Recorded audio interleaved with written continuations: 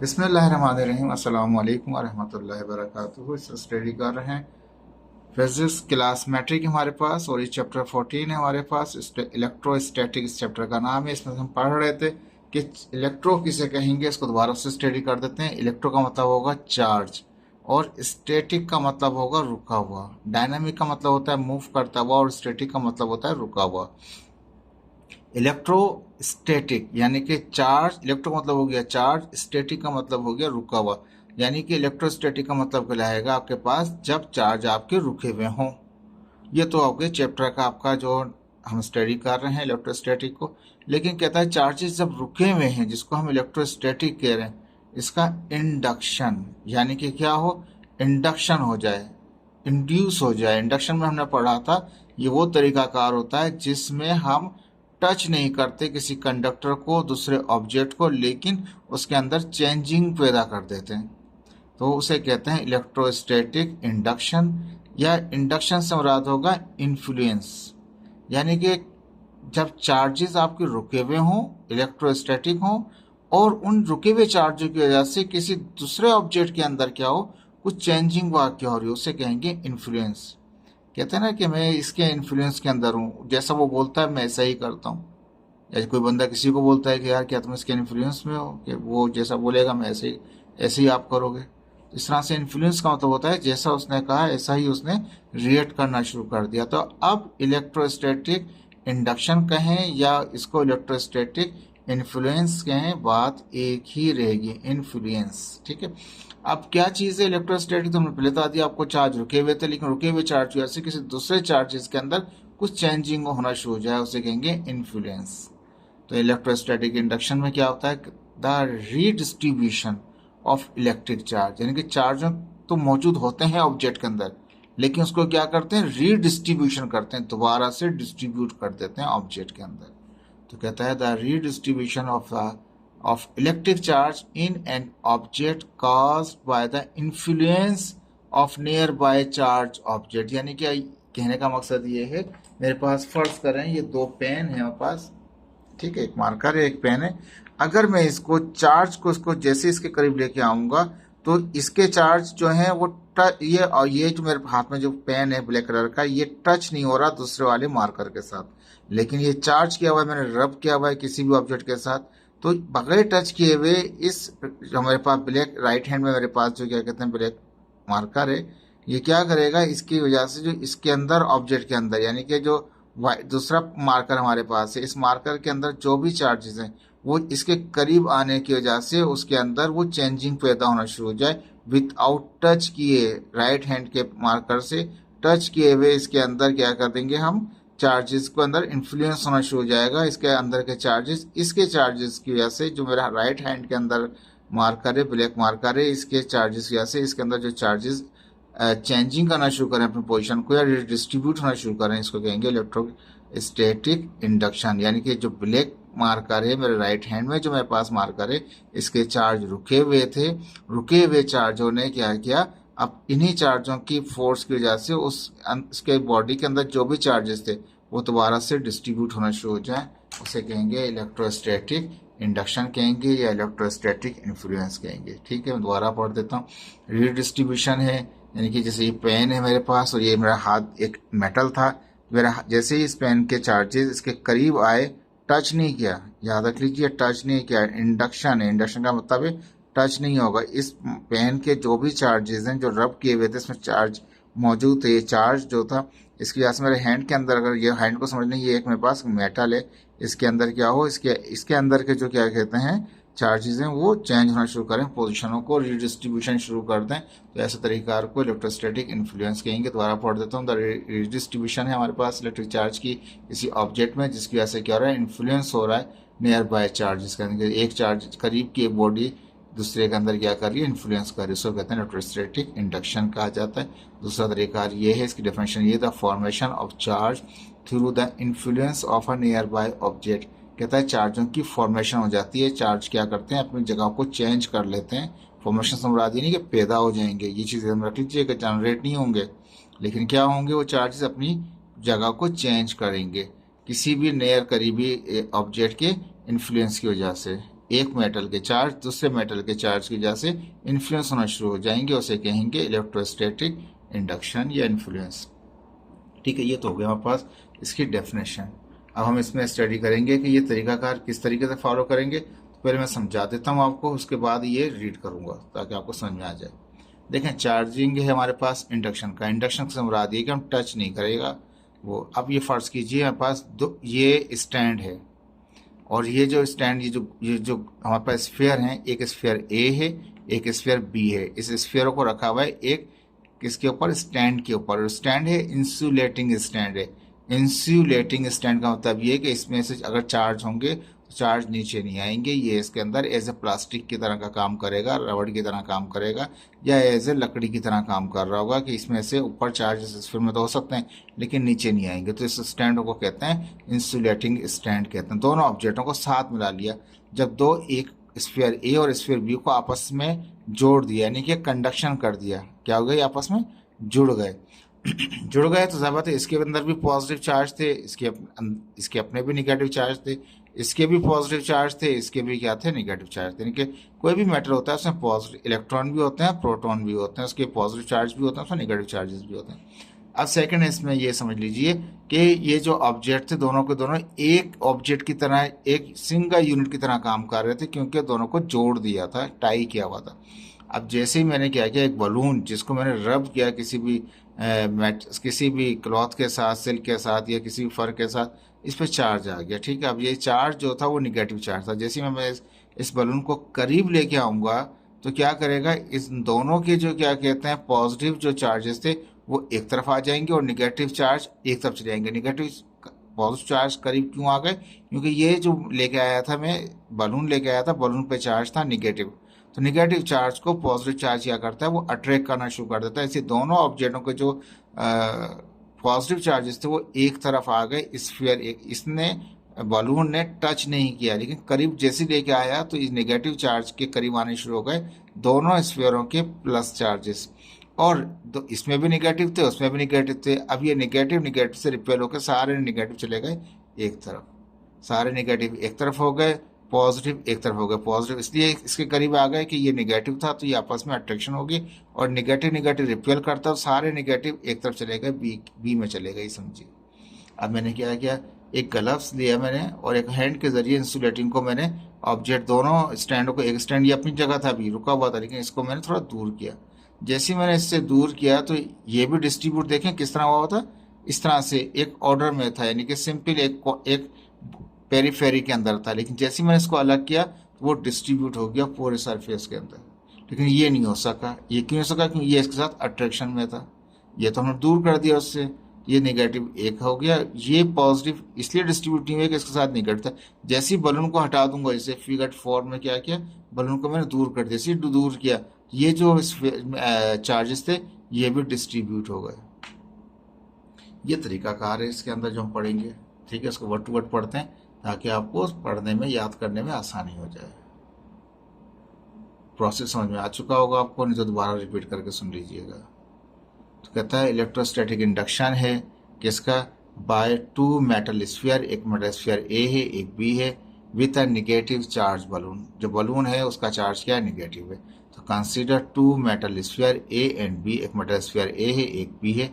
Both spheres are mounted, mounted का मतलब है दोनों को रखा हुआ है हमने on the insulating stand. Insulating stand का मतलब ये होता है कि अगर चार्जेस होंगे स्फीयर ए और बी में तो वो जमीन की तरफ ग्राउंड नहीं होंगे, नीचे नहीं जाएंगे। तो इंसुलेटिंग स्टैंड का काम क्या, इंसुलेटिंग स्टैंड का काम ये होगा कि वो स्फीयर में तो होंगे लेकिन नीचे नहीं आ सकेंगे। जैसे कि अगर कोई प्लास के, रबड़ वाले प्लास से किसी तार को पकड़ता है तो करंट उसको नहीं लगता, क्योंकि रबड़ क्या करती है, वो इंसुलेटर का काम कर रही होती है। ठीक है, तो इसी तरह से यहाँ पे कहता है एक स्फीयर ए है एक स्फीयर बी है, दो मेटल हैं, उनको रखा हुआ है इंसुलेटिंग स्टैंड के ऊपर। Means no any charge go to the ground, की जमीन में कोई भी चार्ज नहीं जाएगा।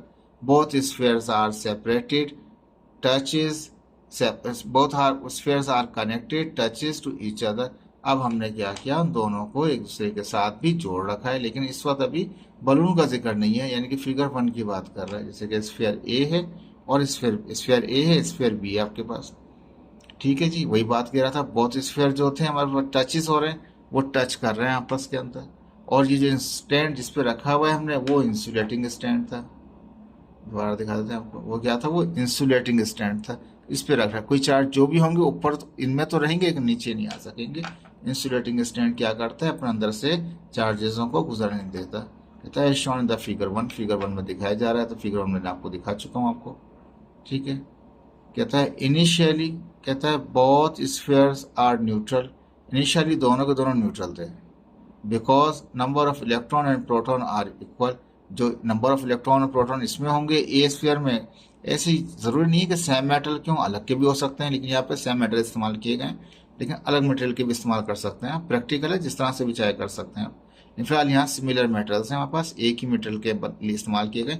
नंबर ऑफ इलेक्ट्रॉन और नंबर ऑफ प्रोटॉन जो ए में होंगे, इतने ही number of electron number of proton B में होंगे। ये जो प्रैक्टिकल है, ये सेम मटेरियल मेटल के ऊपर कर रहे हैं।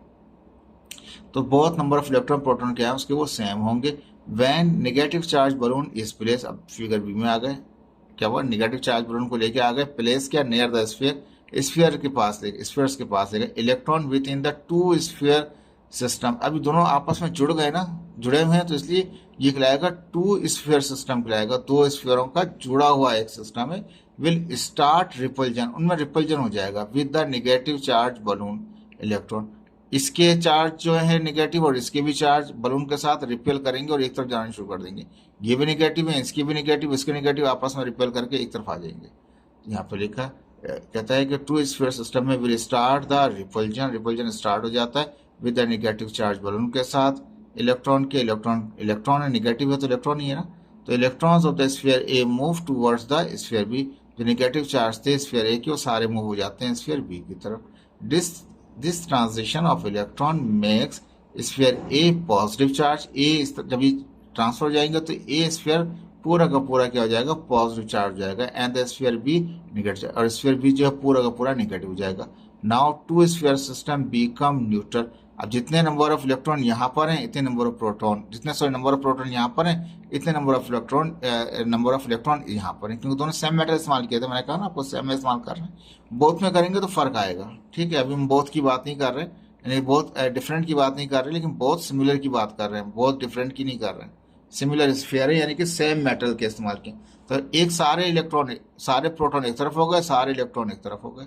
दोनों जितने, अब यहाँ पे गौर करें तो 1 2 3 4 5 यहाँ दिखाएं, 5 ही यहाँ दिखा रखे हैं हमने, 1 2 3 4 5, 5 बराबर है ना, तो ये न्यूट्रल हो गया। ए और बी स्फीयर क्या होगा, न्यूट्रल होगा। ए स्फीयर पॉजिटिव हो गया +5 हो गया, बी वाला -5 हो गया, ये समझ लीजिए न्यूट्रल हो चुके। Now two sphere system with neutral in short figure B में नजर आ रहा है, न्यूट्रल हो चुके हैं। Now both charge spheres are separated, अब दोनों को अलग कर दें to each other by using the gloves की मदद से हम अलग कर देते हैं, एक को ले आते हैं बी को दूसरी तरफ, ए शॉन फिगर 3 में नजर आ रहा है, diagram 3। Finally remove the balloon, और बाद में क्या करते हैं, जैसे इसको वो कर दिया और रिमूव कर दिया, बाद में इसमें रिमूव कर दिया किसको, बलून को। Finally remove the balloon, hence both spheres are charge oppositely charge, एक पे पॉजिटिव है तो दूसरे पे नेगेटिव है, अपोजिट चार्ज हो चुके हैं, क्योंकि वो तो पहले हो चुके थे अलग अलग, जब सेपरेट कर दिए तो अलग अलग हो चुके हैं। अपोजिट चार्ज, एक प्लस वाला है दूसरा वाला माइनस का, एंड रीडिस्ट्रीब्यूटेड, और डिस्ट्रीब्यूट हो गए, फैल गए ओवरऑल द स्फीयर के अंदर, फिगर डी में। ये तरीकाकार है, आपने टच नहीं किया बलून, लेकिन आपने क्या किया, चार्जों को ट्रांसफर कर दिया। यहाँ के पॉजिटिव यहाँ पे आ गए, यहाँ के नेगेटिव वहां चले गए, तो पॉजिटिव के पास आ गया, एक तरीके से सारे पॉजिटिव की तरफ आ गए और नेगेटिव सारे एक तरफ चले गए। तो ये अंदर इनमें तो कंडक्शन हुआ, लेकिन बाहर से चार्ज ने क्या किया, वो इंडक्शन किया। विदाउट टच जो बलून ने काम किया था वो इंडक्शन का किया था, लेकिन स्फीयर ए के चार्ज जो बी में गए थे वो कंडक्शन कहलाएंगे आपके। ठीक है, कंडक्शन में टच वाला सिस्टम होता है, इंडक्शन के अंदर टच नहीं हो रहा होता। ठीक, कंक्लूजन क्या निकालेंगे, कहता है in this process by using the charge balloon इस्तेमाल किया था हमने ऊपर। ठीक है, चार्ज बलून को इस्तेमाल किया था इस प्रोसेस में। Induction is occur in the sphere के अंदर क्या हुआ था, वो इंडक्शन हुआ था, and also electron move from sphere A to B, यानी कि बलून के साथ इंडक्शन किया था, लेकिन स्फीयर्स ने आपस में क्या किया, वो कंडक्शन किया। तो कहता है also electron move from sphere A to sphere B by the conduction process. Conduction process के जरिए इलेक्ट्रॉन जो निकल गए थे ए से निकल के कहाँ चले गए, वो बी में चले गए। लेकिन बलून ने क्या किया था, सारा डिस्टरबेंस किसने की थी, सारी इन्फ्लुएंस किसका था, वो बलून का था। तो बलून ने क्या किया, इंडक्शन किया, और ए और बी के चार्जेस ने क्या किया, कंडक्शन किया। ये याद रख लीजिएगा, इंपॉर्टेंट बात थी इसकी। ये था आपका क्वेश्चन नंबर 1 इसका आज के लेक्चर का। एक दूसरा सवाल है, प्रैक्टिकली हो गया। अब सेकंड प्रैक्टिकल में क्या करता है, पहले समझा देता हूँ आपको। पहले डेफिनेशन पढ़ लेते हैं, फिर उसके बाद इसको स्टडी करेंगे। कहता है व्हाट इज इलेक्ट्रोस्कोप। कहता है इलेक्ट्रोस्कोप किसे कहते हैं। स्टेथोस्कोप तो जानते हैं, मेडिकल में पढ़ा जाता है, हार्ट बीट वगैरह चेक करने के लिए।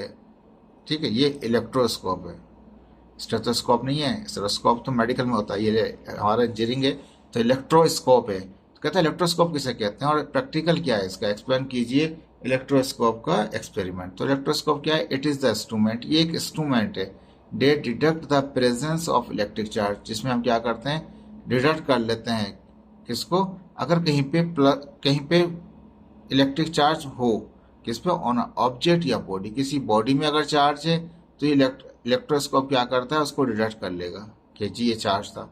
या किसी मेटल में कोई चार्ज है तो वो उसको भी डिटेक्ट कर लेता है। यानी कि इलेक्ट्रोस्कोप का मतलब ये है कि एक ऐसा इंस्ट्रूमेंट है, ऐसा डिवाइस है जो किसी भी चार्ज ऑब्जेक्ट के पास लेके जाएंगे, अगर वो चार्ज है तो ये इसको बता देगा अपने अंदर चेंजिंग करके कि हाँ ये चार्ज था हमारे पास। तो ये चार्जेस कहीं पे भी होंगे तो इसके अंदर मूवमेंट शुरू हो जाएगी, तो वो उससे अंदाजा कर लेंगे कि हमारे इर्द गिर्द या उस ऑब्जेक्ट में या किसी बॉडी में चार्जेस हैं। उनकी प्रेजेंस को, कहीं पे भी अगर चार्ज मौजूद होंगे तो इलेक्ट्रोस्कोप डिटेक्ट कर लेगा चार्जेस को। ठीक है, किस तरह डिटेक्ट कर लेगा, तो ये दिखाया है कि ये एक हमारे पास ब्रास की एक डिस्क है और ये ब्रास की एक रॉड है। ठीक है, ब्रास की जो रॉड है उसको एक हमने क्या किया है, हमने इंसुलेटिंग ये कह लीजिए कि इंसुलेटिंग प्लग के साथ पास कर रखा है ताकि चार्जेस इधर उधर न जाए, इस ये अंदर सीधे रॉड में से यहाँ पे आए। एंड के अंदर क्या किया, रॉड के वी टाइप का हमने क्या कर रखा है, इसे वी नजर आ रहा है आपको, वी टाइप का हमने यहाँ पे ये फ्रंट व्यू दिखा रखा है, ये साइड व्यू इसका। तो क्या है कि ये वी टाइप के अंदर वो एक लीव है किसके, गोल्ड के हमारे पास है। ठीक है, अब नेचुरली क्या होता है, ये ऐसे ही रहता है जब तो कोई चार्ज नहीं है। अब इस ऑब्जेक्ट के पास पूरा मेटल है, ब्रास से, ये भी ब्रास है, इसकी रॉड भी ब्रास की है, एंड में उसका गोल्ड की फॉइल के, गोल्ड के क्या कहते हैं, पर लीव्स हैं। जैसे ही चार्ज लेके आएंगे हम, किसी भी ऑब्जेक्ट को रब करें, उसको करीब लेके आ जाएं, तो क्या होगा, अगर ये प्लस थे तो यहाँ पे निगेटिव जो होंगे उसके अट्रैक्ट करेंगे, निगेटिव इसके करीब आ जाएंगे, पॉजिटिव दूसरी तरफ मूव कर जाएंगे। देखें सिंपल सी चीज है ना। तो यहाँ पे क्या हुआ, ये पॉजिटिव चार्ज थे, जैसे ही मेटल के अंदर प्लस भी है और माइनस भी है, सारे माइनस इसके करीब आ जाएंगे क्योंकि प्लस था, सारे माइनस इसके करीब आ जाएंगे और प्लस जो है दूसरी तरफ निकल जाएंगे। तो वी शेप के एक इस तरफ आ जाएंगे, एक इस तरफ आ जाएंगे। अब यह दोनों, ये भी प्लस ये भी प्लस है, तो क्या करेगा, ये आपस में रिपेल करेगा, ये इधर मुड़ जाएगा वो उधर मुड़ जाएगा। ठीक है, इसी। और यहाँ पे अगर मैं यहाँ पे एक वो लगा दूं, यहाँ पे जैसे कि अंदर नजर आ रहा है आपको, इसको मैं अर्थ कर दूं और इसको टच करूंगा तो फौरन क्या होगा, ये चार्जेस खत्म हो जाएंगे, ये वापस अपनी जगह पे आ जाएगा। ठीक है जी। तो यहाँ पे कहता है कि इलेक्ट्रोस्कोप क्या है, ये एक डिवाइस है, जहाँ कहीं पे भी चार्ज होंगे ये उसको डिटेक्ट करेगा, और डिटेक्ट करेगा तो ये आपस में जो भी चार्जेस यहाँ पहुंचेंगे वो सेम होंगे, तो वो सेम एक दूसरे को रिपेल करेंगे और ये बैंड हो जाएगा। अच्छा, ये था प्लस का एक्सपेरिमेंट। अगर फर्ज किया मैंने इस तरह से रब किया कि इस पे चार्जेस क्या है, वो मेरे पास माइनस है, निगेटिव है, तो इस मेटल के अंदर प्लस भी होंगे माइनस भी होंगे ब्रास की डिस्क में। तो क्या होगा, अगर ये माइनस चार्ज होते, सारे प्लस यहाँ आ जाएंगे, प्लस यहाँ आ जाएंगे तो यहाँ पे नीचे क्या चले जाएंगे, सारे निगेटिव आ जाएंगे।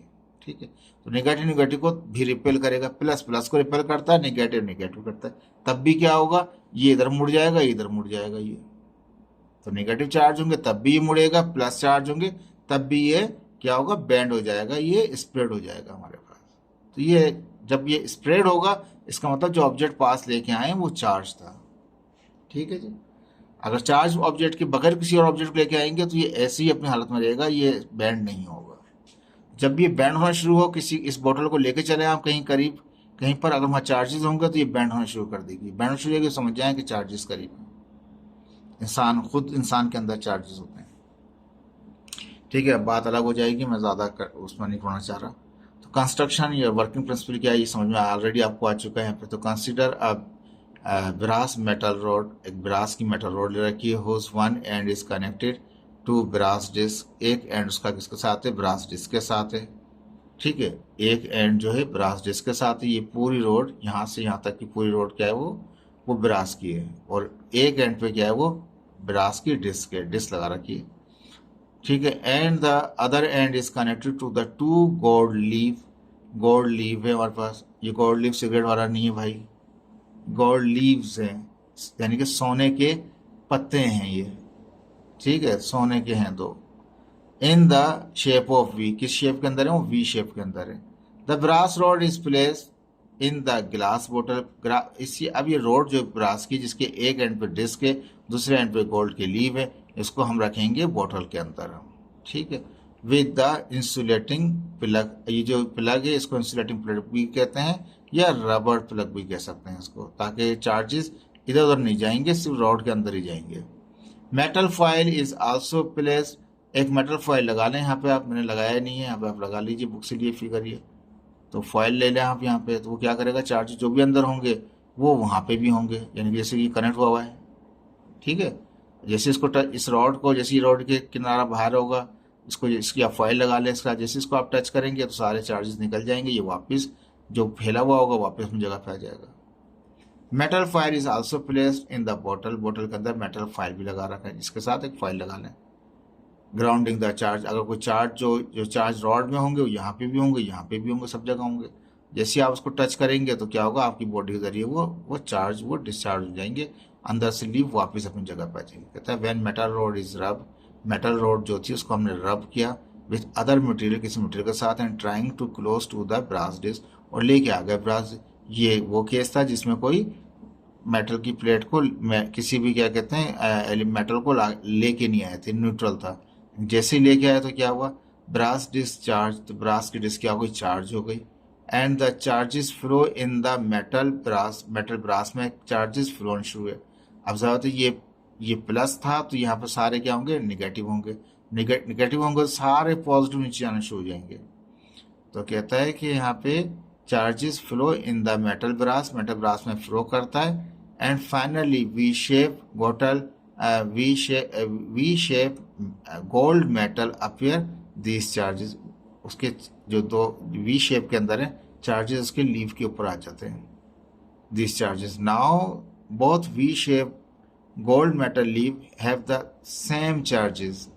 ठीक है, क्योंकि ये प्लस लेके आए थे तो यहाँ सारे माइनस इसके पास आ गए अट्रैक्ट होने के लिए, निगेट सारे पॉजिटिव नीचे चले गए, दोनों चार्जेस यहाँ सेम है, both have the same.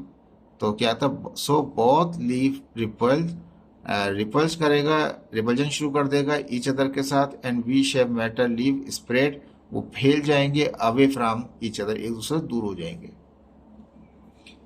Van finger touches the metal file, जैसे फिंगर को टच करेंगे मेटल फाइल के साथ, इसी मेटल फाइल यहाँ पे एक मेटल का एक फाइल भी लगा दें साथ, जैसे इस रॉड को टच करेंगे जो इससे टच हो बाहर की तरफ, यानी कि फाइल बाहर लगी हुई हो, टच हो इसके साथ, जैसे उसको टच करेंगे तो चार्जेस निकल जाएंगे, ये वापस इस हालत में आ जाएगा। कहता है कि when finger touch the metal file for the ground, the charges, ground करने के चार्जेस को, then the leave will come back to its original position, जो लीव है वो वापस अपनी पोजीशन पे आ जाएंगे, यानी कि वापस यहाँ आ जाएंगे।